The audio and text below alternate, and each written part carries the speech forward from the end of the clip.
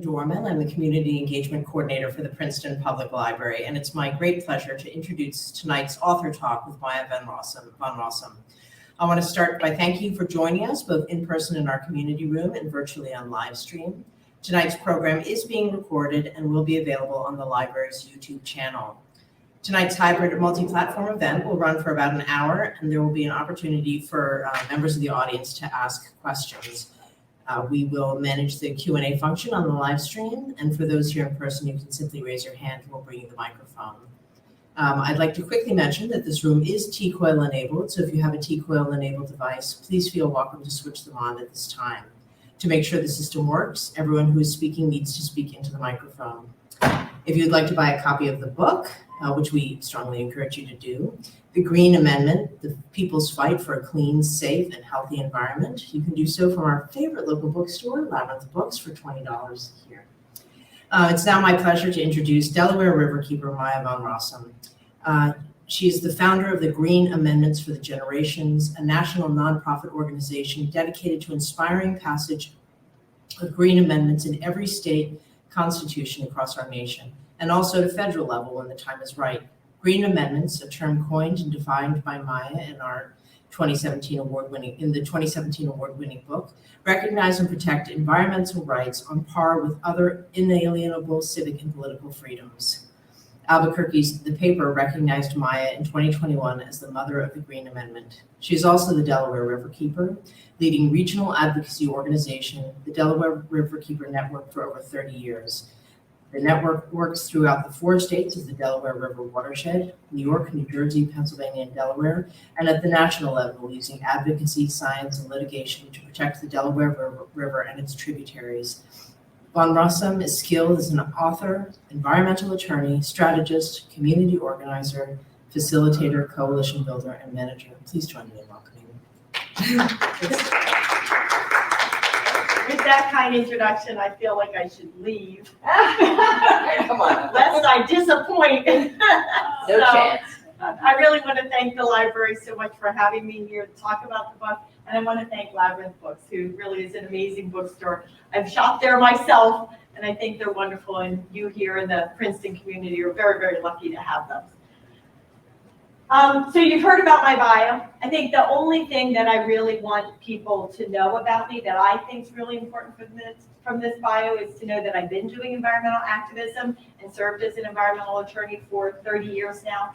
And it's as a result of that activism and working as an attorney for all those 30 years that I've come to experience the myriad of ways that our current system of environmental protection laws fundamentally fails us and demonstrates that we really do need a new pathway forward. And that's what my Green Amendment movement is all about. So I want to start with one of the stories from the book. I'm going to share with you what the Green Amendment message is, but I just want to share with you 2 stories and then a final reading from the book, because I think it really helps demonstrate why this Green Amendment pathway is so important. So the first story, I call it Gina's story, which comes from the chapter that's entitled Ending Environmental Racism. Gina was sick constantly, experiencing frequent gastrointestinal issues and hair loss that left her with permanent bald spots. Gina's daughter had been born with an extra ear, but no one had endured greater suffering or paid a higher price for Maltair's callously destructive actions and pollution than Gina's son, Kiwanis. Like Gina, Kiwanis had been born with asthma. His case was particularly severe. When your asthma is at its worst, it's like somebody put a plastic bag over your head and just pulled on a string and cut off all your air circulation, says Gina. He really suffered. He just suffered. When Kiwanis left Millsboro for a year to attend school, his condition seemed to improve significantly. But then he came home, and his asthma was once again a daily source of hardship. Despite nebulizers, inhalers, prescription steroids, and an EpiPen, he struggled to keep it under control. On March 5th, 2014, Gina got a frantic phone call. While hanging out in a house full of friends, Kiwanis had suffered an extremely severe asthma attack. They were calling an ambulance. She needed to drive immediately to the hospital. By the time Gina arrived, Kiwanis had passed away. He was just 24 years old. I checked with his job and he went to work early that night and he stayed until the time to get off, Gina recalls. And he wasn't sick. He didn't tell me he was sick or anything. It was an incomprehensible loss. Just as incomprehensible was the official cause confirmed by an autopsy that took Gina 4 months to get a hold of. It said he died from an acute asthma attack. And Gina says, and I was like, who dies from asthma anymore? Another heart-wrenching reality was that the very same pollution that likely caused Kiwanis' death had also likely affected him from the very beginning of his life. One evening, Gina sent Maria a form and asked her to take a look. It was a form for supplemental security income, a type of social security assistance for people with disabilities, which Gina had been receiving for Kiwanis. The SSI form said that he could not be educated because of a lack of oxygen to the brain, Maria recalls. Now, there is no bigger crime against humanity than a child who, because of pollution exposure issues, cannot develop to be the person that he ought to be. Now, this story didn't happen in New Jersey. It just happened downriver a little bit in the state of Delaware, but it could have happened here. It could have happened in any state across our nation. And when people hear stories like this, they say, how is it possible? How is it possible that this happened here in the United States of America? Don't we as people have a right to clean water and clean air, a stable climate, and a healthy environment? Isn't that our right by virtue of the fact that we are people here on this earth? Isn't that our right by virtue of the fact that we live here in the United States of America? And the fact of the matter is, here in the United States, we have all kinds of rights. We have a right to free speech and freedom of religion. We have private property rights. We have a right to bear arms. But we don't actually have a right to a clean, safe, and healthy environment. We don't have a right to clean water. We don't have a right to clean air. What we have instead is a series of laws that is focused on legalizing environmental pollution and degradation through reviews and permits. Right? It's not illegal to degrade the environment. It's not illegal to pollute. You just have to go to the right government agency, get the right review, and get the right permit, and you're good to go. It is a system of laws filled with gaps and loopholes. There are many things, emerging contaminants, industrial operations, that actually aren't regulated under this system of laws, whether you look at the state level or the federal level. It's a system of laws where environmental racism is literally built in, where communities of color and indigenous communities, low-income communities are intentionally targeted for highly polluting industrial operations and environmentally degrading activities. And it is a system of laws where children are very literally just an afterthought. And as a result, real people in our communities are getting harmed. And so I'm just going to read you another segment from a story from the book. And this is about Lois, her son Gunnar, and her family. In 2020, just as the COVID-19 pandemic was descending on us, a new study came out. Environmental Health News had noticed a gap in the science and sought to answer an important question. Were fracking chemicals building up in the bodies of local residents? 5 families were selected for the study, including Lois and her 4 children. The results were striking. Not only were the daily lives of Lois and her children being degraded by fracking trucks, smells, noise, and light pollution, but their bodies were being invaded as well. Among the most alarming findings, Lois's then 13-year-old son, Gunnar, had benzene, toluene, naphthalene, and other chemicals coursing through him. The threat posed by this contamination is not benign. It ranges from potential organ damage to reproductive harm, increased cancer risk, and more. And it's not just hidden and future effects that Lois and her kids face. Suffering nosebleeds and even coughing up blood clots have become a part of her son's life since nearby fracking operations began.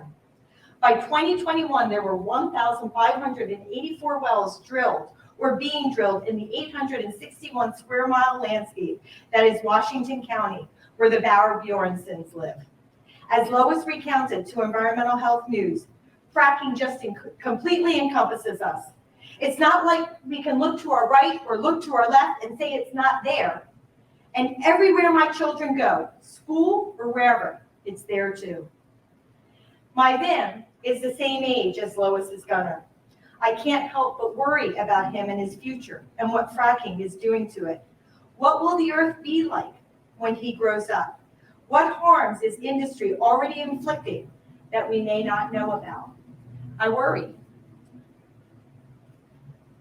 And so we can see, right, when we read Gina's story, Kiwanis' story, when we read Lois and Gunner's story, we can see that this current system of laws is fundamentally failing us and that we do need a transformational change in how we protect our communities and our environment. And that's what green amendments are. Green amendments provide transformational, enforceable change when it comes to recognizing and protecting environmental rights.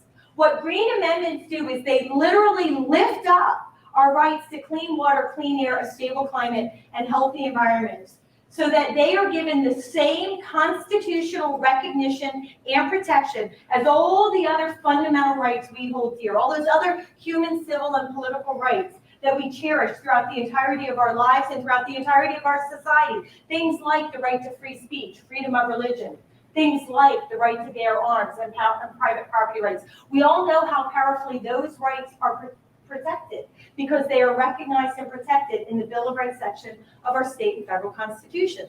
Well, this most powerful protection with the Green Amendment now comes to bear for the environment. With the Green Amendment, all government officials at all levels of government, from the local town council to the state legislature to the governor's office and all the regulatory agencies in between, become constitutionally bound to recognize and protect the environmental rights of all people and to protect the natural resources of the state for present and future generations.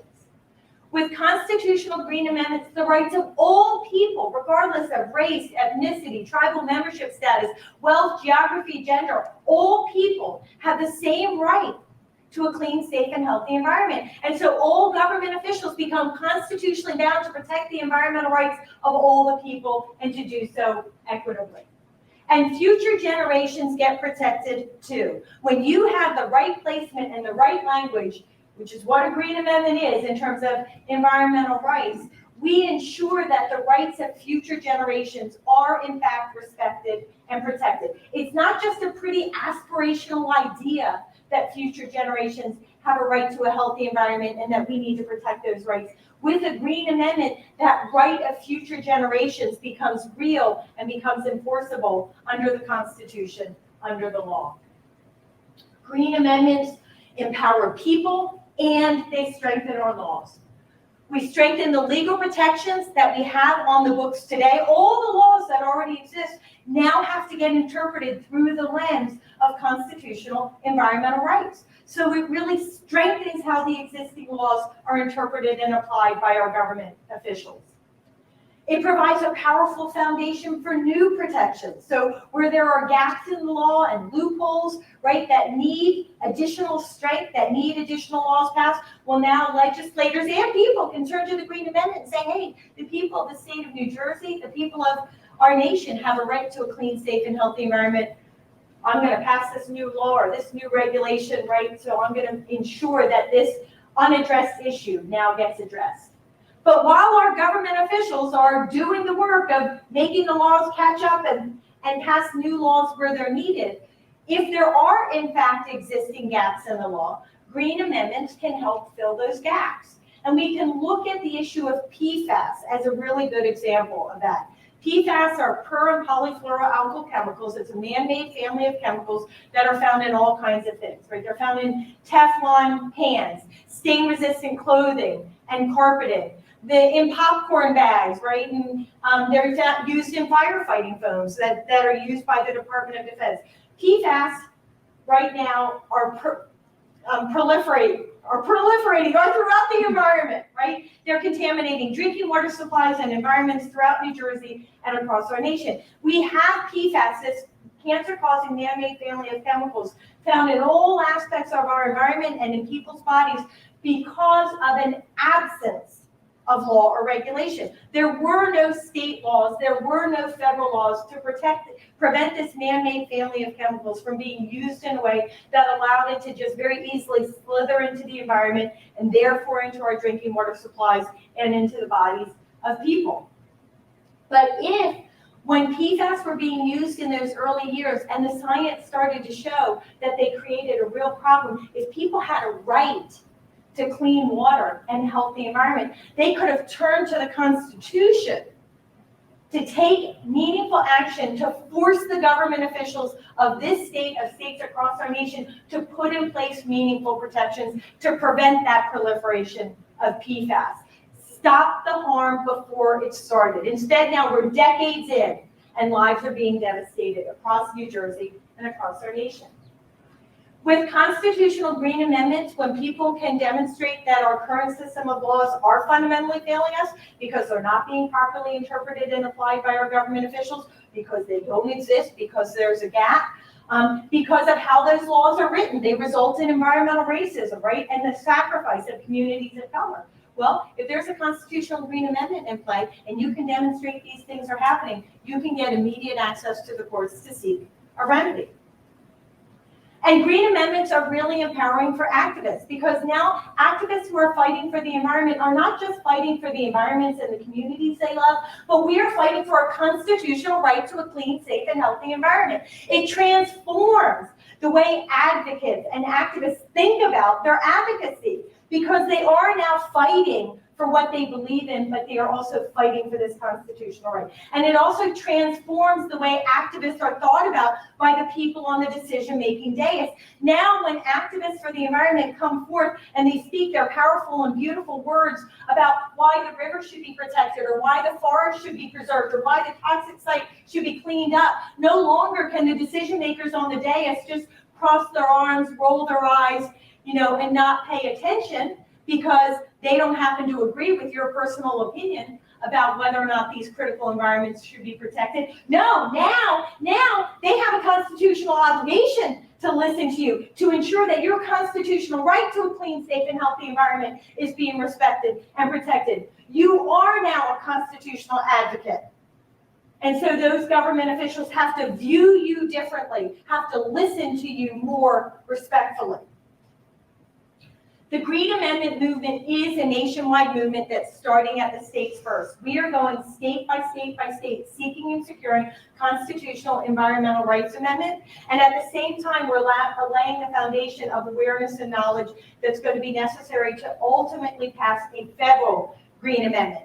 Because both the states and the federal government have a lot of power when it comes to environmental protection. So we need our Constitution to be holding our government officials accountable at both the state level and the federal level, right? So we need green amendments at both levels, but it just makes sense to start with the states first, where constitutional amendments happen with regularity, they're more accessible. You can call your legislator, you know who they are, you can speak to them, right? You can call Senator Zwicker and say, hey man, I heard that you were a sponsor of the New Jersey Green Amendment. That's awesome. Or, hey, assembly person so-and-so, I hear that you're not, thinking about the Green Amendment. You should be. But while we're doing that work, again, we're laying the awareness necessary for a federal Green Amendment. And the Green Amendment movement is really taking off. When I first founded this movement and first started to advocate for this cause back in 2014, the organization was only formalized in 2019, but because of a powerful victory that I had in the Commonwealth of Pennsylvania, I started this work about 9 years ago. Since that time, we have green amendments in 3 states. We had them in Pennsylvania and Montana, in part due to my work as the Delaware Riverkeeper.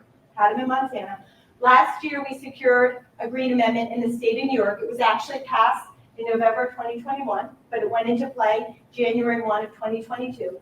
We have green amendment proposals in 14 states, and more states are expressing interest and coming on board all the time. Each of these states is at a different level in the process, but we have proposals and we've got powerful organizing that's taking place because people recognize that this is what we need if we're going to transform environmental protection here in the U.S. So how do we make the Green Amendment happened here in New Jersey. We've actually had a proposal for a number of years in New Jersey. New Jersey was one of the first Green Amendment proposals put forth back in 2017. We had a hearing in 2018. And since then, we've had a lot of silence from the legislators.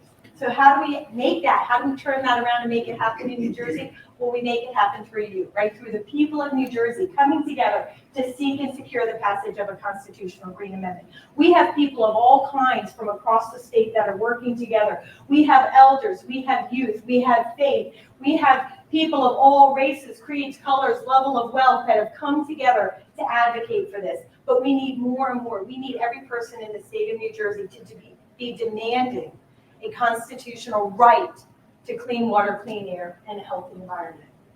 Senator Zwicker is a key leader in our Green Amendment movement. He's really been our champion in the last couple of years, and he's doing a powerful and important job. But he needs more legislators to join him. I do want to say, before we go to the language, at this point, because of the work of activists, because of the work of Senator Zwicker and Senator Greenstein and others, actually about half the legislature are sponsors or co-sponsors of the New Jersey Green Amendment. And yet the only hearing we ever got was in October of 2018. That's what we need to turn around. But more and more legislators are coming on board all the time. A number of them are Republicans, right? This is a bipartisan effort. And so we're gaining momentum. Just need that hearing to get this really going. And we also have a lot of organizations from across the state that are coming together in support of this. So let's go back to the language. What is it that we're all fighting for in terms of a New Jersey Green Amendment? Well, this is it. We're fighting to add to Article 1, the Bill of Rights section of the New Jersey Constitution, a Section 24 that reads, every person has a right to a clean and healthy environment, including pure water, clean air, and ecologically healthy habitats, and to the preservation of the natural, scenic, historic, and aesthetic qualities of the environment. The state shall not infringe upon these rights by action or inaction.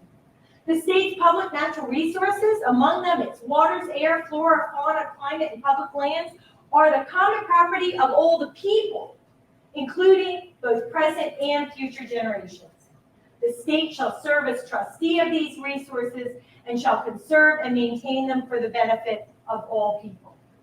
And then we have some necessary legalese. This paragraph and the rights stated herein are self-executing and shall be in addition to any rights conferred by the public trust doctrine or common law.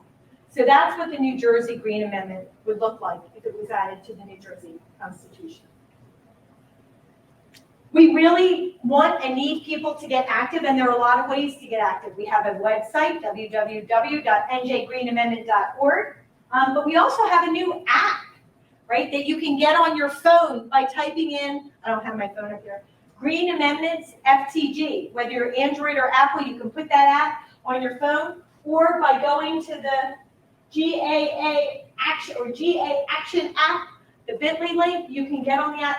What this really is this is a social media platform where activists who are seeking and securing green amendments in their states can come together and be an active part of the conversation and the strategic planning and the information sharing necessary to make this happen. Right? Our njgreenamendment.org website is a powerful place to go for information and resources. What's the latest action alert? What's the latest thing that I can get involved in? But the action app is where you can be a dynamic part of the conversation and where the hot news gets posted first, because I can do it in about 5 seconds. So I just want to read one final book that I think, or one final reading from the book, that I think sums it up for me. And of course it does, because I wrote it. So, but I want you to hear. No matter where you happen to live, I'm here to say that you should dramatically raise your expectations when it comes to the environment. You have a right to pure water, clean air, a stable climate, and healthy environments. This right is inherent and indefeasible. It belongs to you. Many politicians rail against entitlements and dismiss millennials as an entitled generation, but they've got it wrong.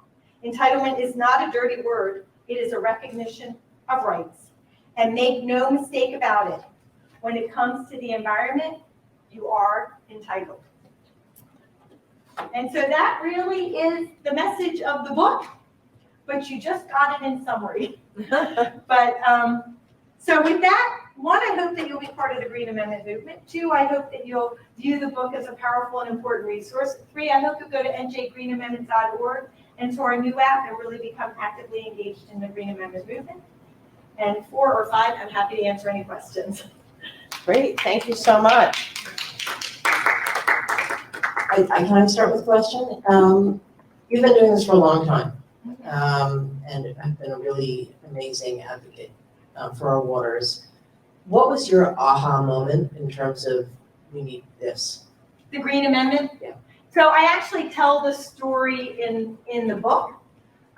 So in the Commonwealth of Pennsylvania, fracking was already happening and wreaking incredible havoc and damage on Pennsylvania communities. You heard Lois's and Gunner's story, but environments, natural resources, communities across the state were being decimated. And despite the fact that we have all these state and federal laws, right? But for the frackers, they wanted to find a way to make it even easier for themselves. And so they literally, leaders from the fracking industry went behind closed doors and wrote for themselves a piece of legislation that was going to make fracking exponentially worse in the Commonwealth of Pennsylvania. It preempted local zoning so that fracking had to be allowed to happen in every part of every community, including operating well pads with their industrial noise, light, and pollution happening 24/7, located as close as 300 feet from people's homes, automatic waivers from environmental protection standards, and more. So while things were already bad, things were about to get exponentially worse. At the Delaware Riverkeeper Network, right, in my role as a Delaware Riverkeeper, we knew we had to challenge that law. But how do you challenge a law that's been passed by the legislature and signed by the governor? You don't really have many options, right? You can protest, you can try to get them to repeal it, you can try to get them to change it, you can try to elect better people to office so down the line something changes, but by then it's too late. And the repeal and the modification, that wasn't going to happen, they just passed the law. So how are we going to challenge this? Well, we realized that actually in the Pennsylvania Constitution, in the Bill of Rights section, there was this long ignored constitutional right of the people to pure water, clean air, and a healthy environment. So we grabbed on to that language to challenge this pro-fracking law. 7 towns joined us. They had their other legal arguments, but we had this environmental rights argument. The case went all the way up to the Pennsylvania Supreme Court, very conservative court. And in December 2013, we got this amazing victory with the plurality opinion actually written by the Chief Justice of that court, declaring that the provisions of Act 13 that we were challenging to be unconstitutional because they would violate the environmental rights of the people of Pennsylvania and the constitutional obligation of government officials to protect the natural resources of the state for present and future generations. It was a powerful victory that we would not have accomplished but for this constitutional language. So that was my aha moment for Pennsylvania, but then I thought to myself, wow, we need this everywhere. And so I identified what's unique about Pennsylvania's provision. And I looked at every state constitution across the nation, and I found that there was only one other state, Montana, who had an amendment of this kind. And I decided that we needed to change that because we could not have had that kind of powerful victory absent the constitutional right. So that's why I started the movement in 2014, was based on, that was I call it my Green Amendment epiphany. And, started to go around and try to spread this message and have been doing so ever since. Thank you. Please feel free to raise your hand if you have a question. Sorry, go ahead. Hello? I have been supporting the Green Amendment for the generations for a while. I'm giving financial support. Aren't you wonderful? I'm a very cautious activist, I'm afraid. And so I don't get out there and, I don't speak eloquently and or persuasively, I think. But I am very concerned, and I think your movement is fantastic, and I hope that you succeed. I was pleased to see on one slide that the Green Amendment is being endorsed by Environment New Jersey and some of the other large regional, state, environmental organizations. But I belong to them too, and I support them too. And I don't think I've ever seen anything from them saying this is a priority, this is something we've got to do. That would be very helpful because you have a tremendous amount of energy, you speak incredibly well, you've got all the credentials, and you've written a fantastic book. But there aren't very many of us here tonight, and I would really like to see the message get out to, I know there are lots of people who belong to and support Environment New Jersey and the Sierra Club, and it would be great if we could be working together and if they could be pushing this for us. Yeah, so, and I appreciate your saying that, and it's right. Every state where the Green Amendment movement is happening because of a coalition of individuals and organizations coming together. And you're right, the only way the Green Amendment is going to succeed in every state, including here in New Jersey, is if there is collaboration, if there is a coalition, if there is everybody speaking about it and prioritizing it. And so I know that our partner organizations care about it and think it's important, and they do come and join our meetings regularly. But if you as a member of those organizations are not hearing about it from them, I would agree with you, that's a problem. And I will take that message back. But I would encourage you, if you're a member of those organizations, send an email tonight or tomorrow and say, hey man, there was a really great talk that could have been a part of our Green Amendment movement. Why didn't you help spread the word? Or, what is it that you're doing? I would say ask them, because I really am beating the drum constantly.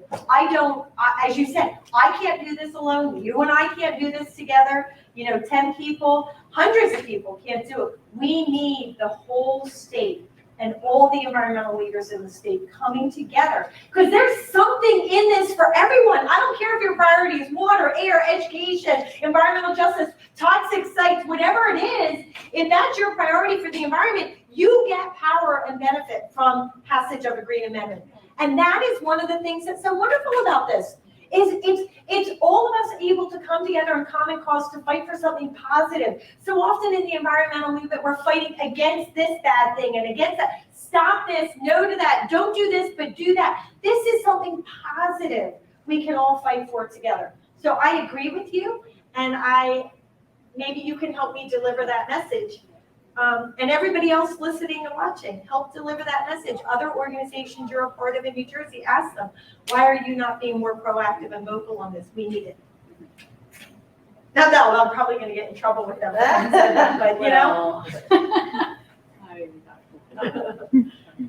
Hi, it's nice to be here. I've been aware of you and the organization for a while. And I drove up here from Cherry Hill tonight. Oh, thank you. Because it was important. My name is Michael Richter. Many years ago, I started my healthcare career in respiratory therapy. And I could see firsthand how this crappy air in New Jersey was having a direct, measurable impact on our patients. So I then became aware of the statute in New Jersey, which limits motor vehicle idling to 3 minutes. And it's the best kept secret in the state. And I've been banging the drum pretty much single-handedly for at least 20 years now. I gave testimony at the Clean Air Council. I've been in front of any number of state senators and other elected officials, and nobody gives a damn. Because, as they say, we don't want to piss off our constituents. We don't want to tell them that they can't warm up their car in the winter or cool the car off in the summer when, and newer cars today are coming with remote starters that you can start your car from the comfort of your home and let it sit in your driveway and idle for 10 minutes or so. So, I mean, this is just stupid, you know, and I sort of ran out of options. I mean, whom to talk to, you know, what else I could do. And I am at a point now where I am actually looking at legal remedies to address the issue. So, you know, maybe offline you and I can have a conversation, but this is stupid. I mean, you know, we are inhaling some of the dirtiest air in the country 24 hours a day, and nobody knows it. Nobody, other than the few of us in this room, nobody pays attention to this. And, you know, unless you've lost, I have tried in emergency rooms to get oxygen into a young kid, and they died on our stretcher. I've seen it. So, well, I really appreciate your doing that, and it's really important because it is there. That's the thing is and you know this, right? The Green Amendment's not going to be an instant panacea. We still need all the good things like what you're doing, right? All these different protections. They're a part of how we accomplish environmental rights. But your good work needs to continue. So I'm glad you shared it. And you know, one of the things I try to do in the book is talk about how different kinds of contaminants harm people. And so a lot of people know about sort of the things that you alluded to. They know about air emissions from cars causing asthma attacks and heart attacks, or at least contributing to it. But they don't realize that it also contributes to ADHD and to Alzheimer's, right? And to different kinds of cancers, that there are all sorts of impairments that are caused. So I agree with you. It's really an important issue what you're doing, and I thank you. And of course now, people can get an electric car.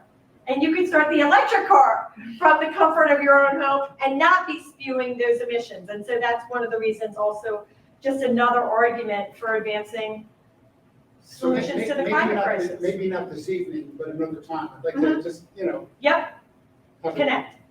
Chat with you. We'll give you my email and we'll set that up. We have a question from our online audience. When you approach representatives, legislators, etc., and they don't want to get on board or they object, do you provide a rationale, or do they provide a rationale for not supporting something so basic that protects their constituents? So the opposition in New Jersey and elsewhere is pretty uniformly the same, whether it's legislators or industry. And it's all strikingly, it's all strikingly stupid. Or uninformed, or clearly, you know, a subterfuge. So a lot of what we hear is it's going to result in massive litigation. We're going to have all these frivolous lawsuits, or just lots of lawsuits. Well, first off, you don't have frivolous lawsuits. We haven't seen it in any of the 3 amendment states, Pennsylvania, Montana, and New York. There are lots of limitations on pursuing frivolous lawsuits. If lawyers pursue frivolous lawsuits, their licenses can be in jeopardy. They can pay fines. Their reputation certainly can be lost, right? Their case gets thrown out. So there are lots of reasons why we don't see frivolous lawsuits. And people just don't have money and time to waste on that. But we also don't see a massive influx of lawsuits writ large, because a constitutional challenge is a high bar, is a high hurdle. So people don't just do it willy-nilly. Actually, what we see is in the 3 amendment states that we have is that the constitutional claim gets added to lawsuits that are already being pursued. So you don't have net an increased number of lawsuits, you have an additional claim, or that claim is added, the Constitution is added to an existing claim to help interpret the other laws that are being applied. How do you interpret this law now that we have this constitutional right? And then just thinking about numbers, the number of cases that actually make it into the courts in the 3 states with green amendments, less than 10 a year. You have some administrative lower down cases, but they get handled at that lower level. The number that actually make it to the courts, less than 10 a year. So lawsuits is a big one, and we can address that. We hear a lot about unintended consequences. There are going to be unintended consequences. I don't know what that means. What I can tell you is in the states that have green amendments, there are no unintended consequences with regards to the constitutional right. We see good things happening. good arguments, good transformational change is taking place. The unintended consequences that we actually see in New Jersey and in other states are the unintended consequences of how our current system of laws are being actually implemented and applied. So people are drinking PFAS contaminated water, are eating fish with high contaminant levels, are breathing so much pollution in the air that when they take a breath, it's actually impacting their health and their safety. Well, when we have a green amendment in other, when we have a green amendment in place and those unintended consequences of existing law are taking place, we, the people, and our legislators and our regulatory agencies can turn to the Constitution to help provide the remedy necessary to avoid those unintended consequences, or actually many of them are very intended, but we can still use the Constitution to prevent them. But unintended consequences is often an argument we hear. And then the other thing we hear is the language is very broad. What does clean water mean? What does clean air mean? How can we possibly understand this broad language? The truth is, all constitutional Bill of Rights language is broad, right? The right to free speech, freedom of religion, to be free from unreasonable searches and seizures. These are all broad terms because they have to cover the whole universe of the issue in space and in time. The language has to anticipate things we can't even imagine. Well, the same is true for the environment. And yet our legislators, our regulators, our courts don't have any trouble when they need to understanding this broad language and what it means to give it life and context in our real world and our real society. The same process that defines broad language in other Bill of Rights provisions will apply to the Green Amendment. Legislators will pass laws, regulators will pass regulations, permits will be issued to try to apply the laws and regulations in context. When our government officials get it right, we the people will say, cool, you got it right. And when they get it wrong and people are drinking poison water and breathing contaminated air and we're seeing the manifestation of environmental racism over and over and over again, then we, the people, are going to be able to turn to the Constitution, bring a challenge, and then the courts will come into play and help us define whether or not, or determine whether or not the Constitution has been violated in that context. If it hasn't, okay. If it has, then it will go back to whatever is the responsible government body to correct the violation. It happens all the time in every other Bill of Rights context. It happens regularly now in the 3 states that have green amendments. It will work very well here in the state of New Jersey. So those are the 3 actual primary arguments we see, and we have good answers for all of them. We see a lot of other arguments too. We have good answers for all of them. So they generally say, I'm opposed. They either give a detailed answer if they're actually paying attention. If they just want to say no and they're not really paying attention, they're not really being serious about the Green Amendment concept, then they say unintended consequences, and they want you to go away. But we even have a good answer for that. So. Hi, I'm Victoria Floor, proud Princeton resident and EV driver. I am member of Delaware Riverkeepers, and I wondered why, what does Wicker say is the reason why they won't have a hearing? Well, the question, right, Ferg, is why are their government officials not scheduling a hearing? And they're not really giving us reasons. They're just not scheduling it. Do you think a petition would help? I think anything that tells the legislators that we demand a hearing should help. Petition, letters, phone calls, emails, going to the Capitol and speaking to the legislators, going to their district offices. Truly, I think anything will help.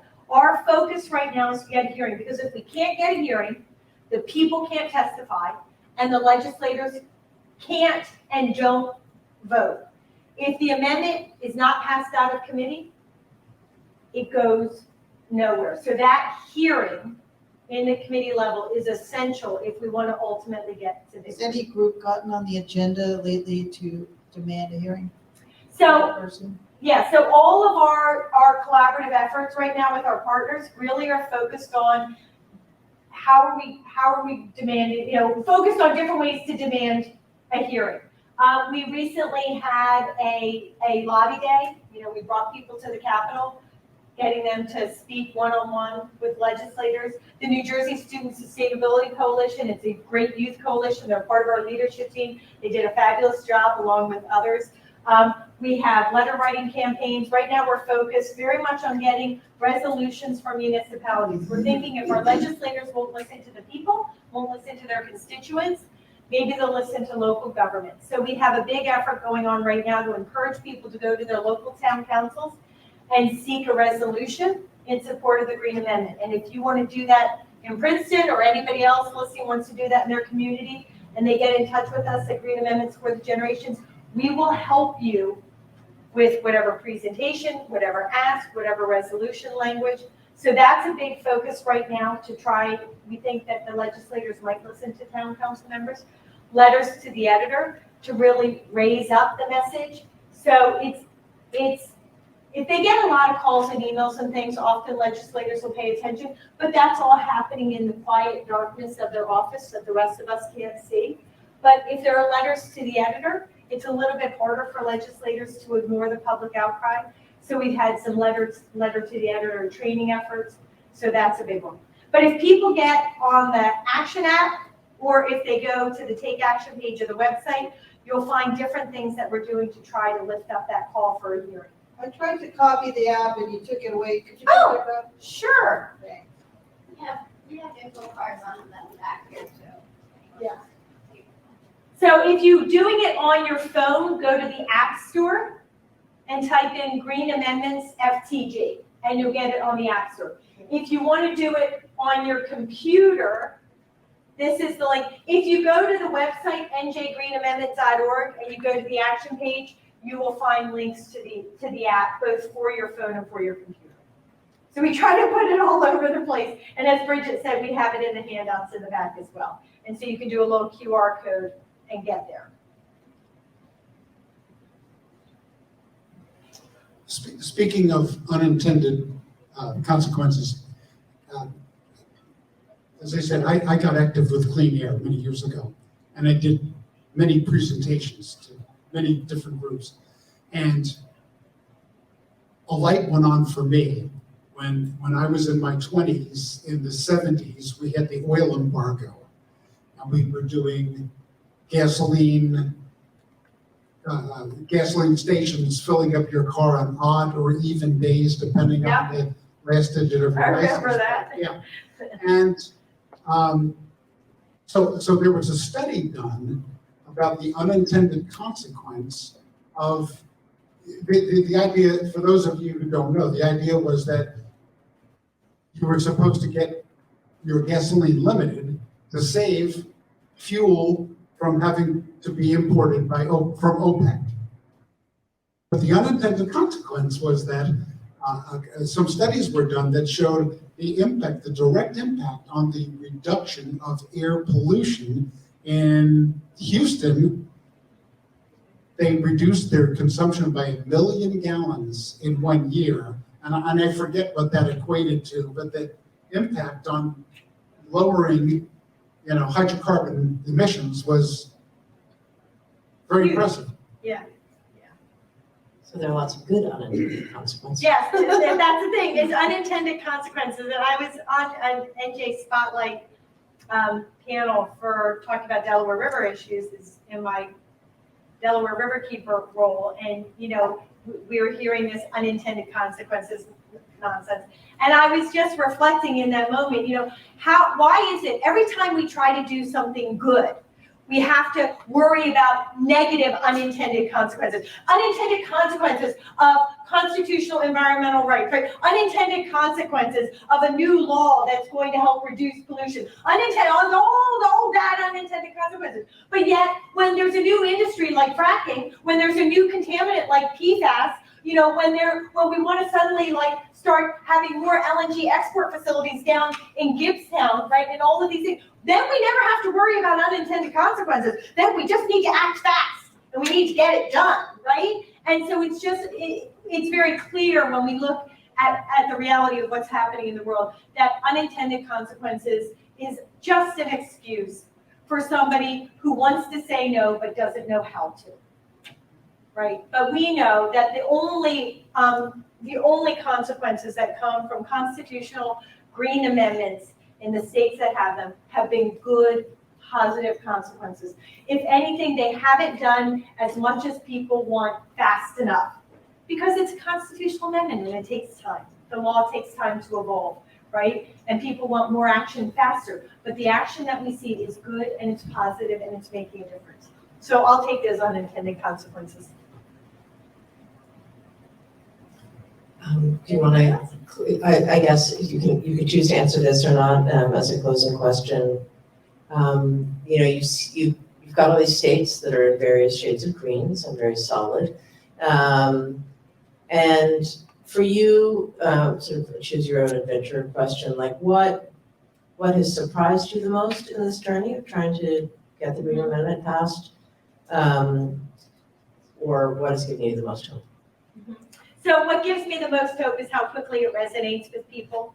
Really, everybody gets it who wants to. They understand that constitutional protection is meaningful and makes a powerful difference, and come together in really powerful, moving ways in support of the Green Amendment movement. So that's what I think gives me the most hope. And I do think that, I don't know that it surprises me, but we always knew a constitutional amendment would be a high hurdle. But I do find it troubling, the level of opposition that we see from